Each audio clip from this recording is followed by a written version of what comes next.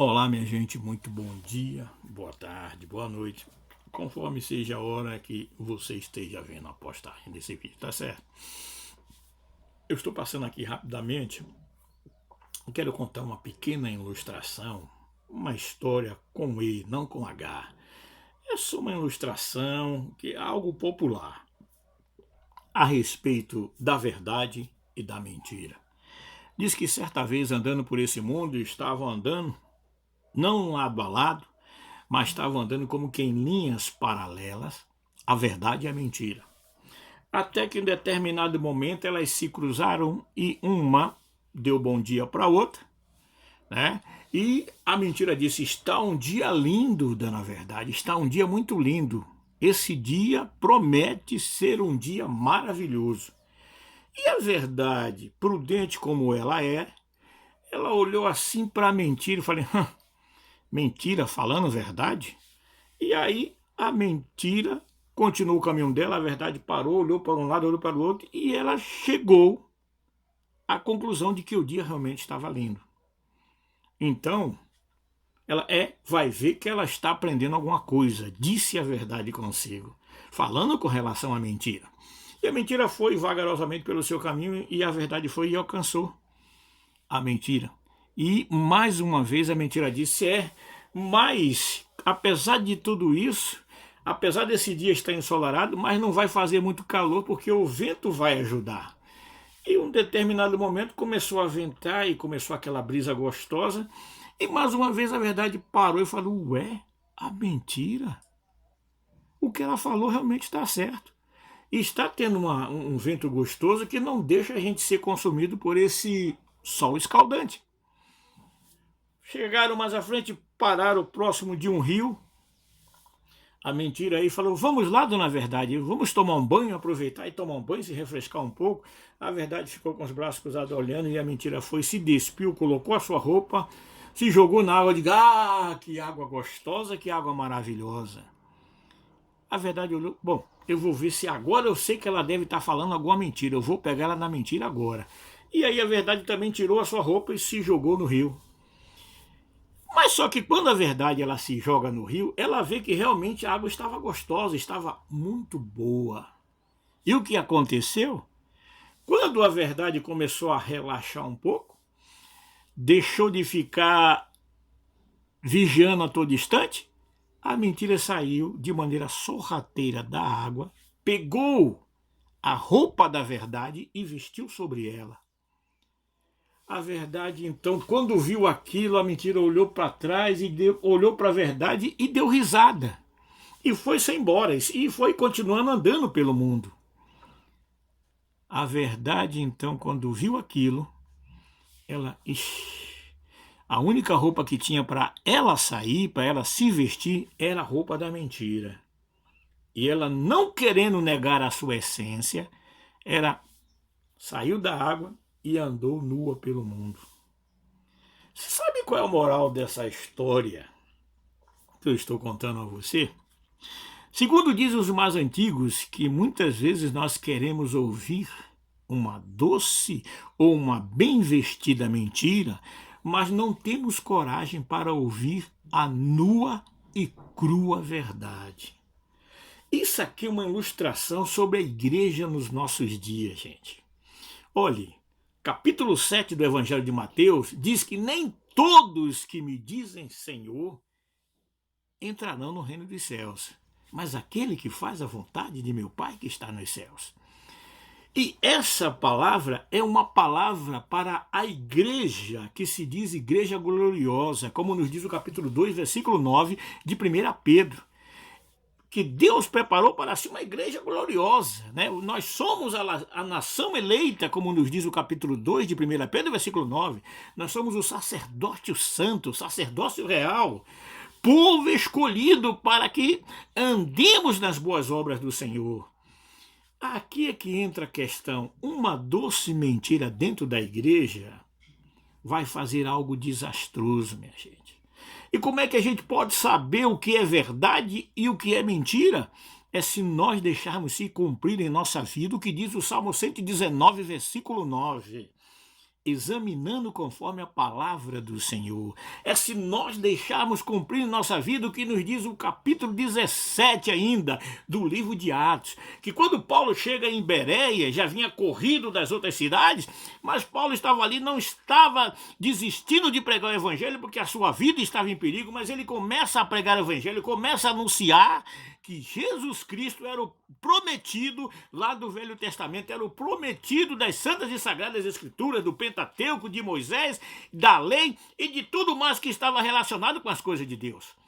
Mas o povo não ficava só ouvindo o que Paulo dizia, e eles iam examinar nas Escrituras para ver se as coisas eram assim.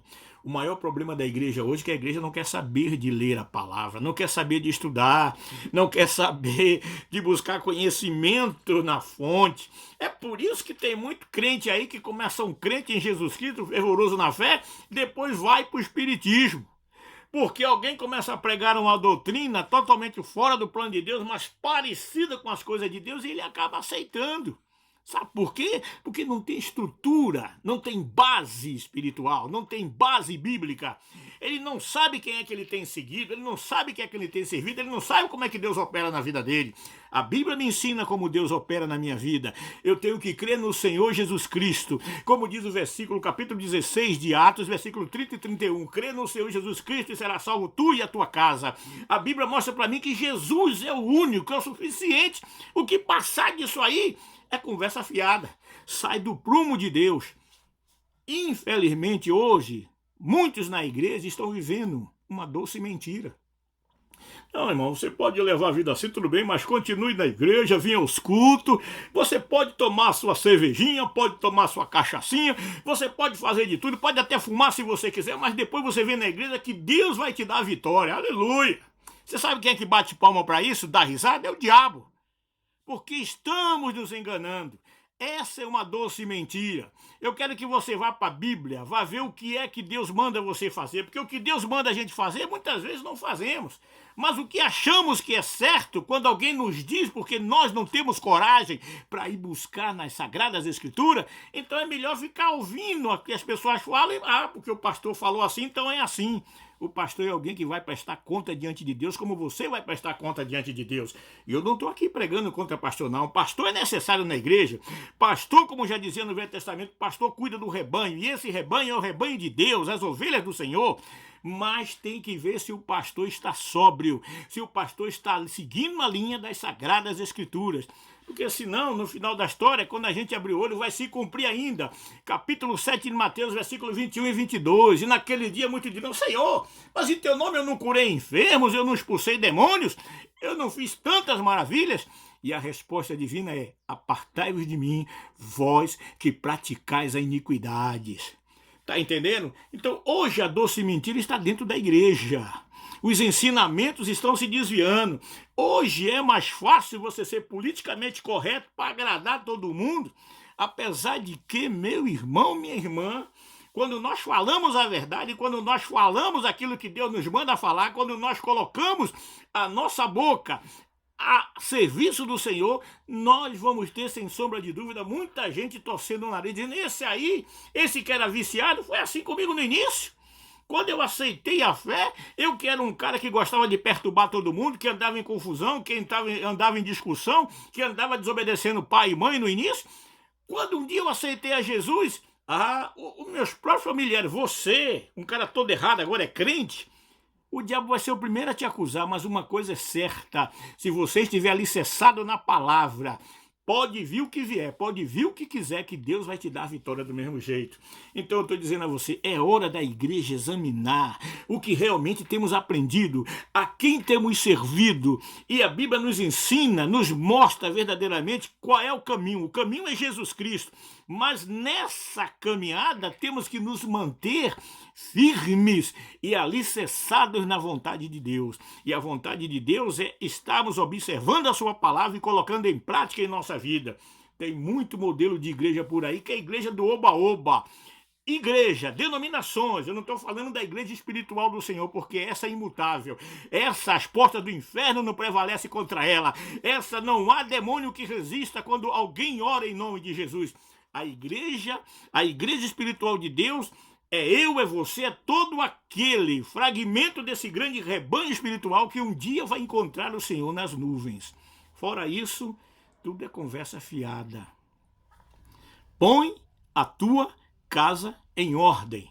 Procura ver com o pastor, procura... Senhor, pastor, mostra para mim onde é que está isso na Escritura quando eu vier falar alguma coisa. Isso é um direito seu. Porque se você tem sede de conhecimento, você tem que conhecer, vai buscar o seu pastor vai mostrar. Ah, porque eu senti no coração, porque A mais B, C ou D. Isso aí diante de Deus não tem validade nenhuma. O que tem é o que tiver na palavra, como diz o capítulo 12 do Evangelho de Mateus. Por essas palavras você vai ser julgado e por essas palavras você vai ser justificado. Tá bom? Então, como eu disse a você, eu passei aqui rapidamente. Quero te agradecer pela sua atenção comigo, a mim dedicada, né? E quero te pedir encarecidamente, em nome de Jesus Cristo, compartilhe conosco, nos ajude nesta empreitada.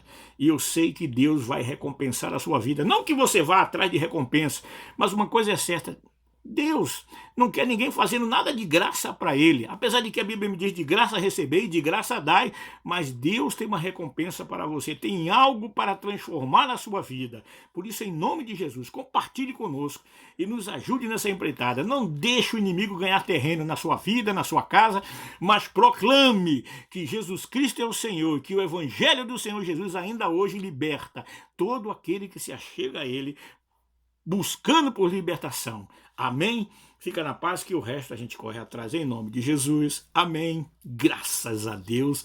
Até a próxima. Amém.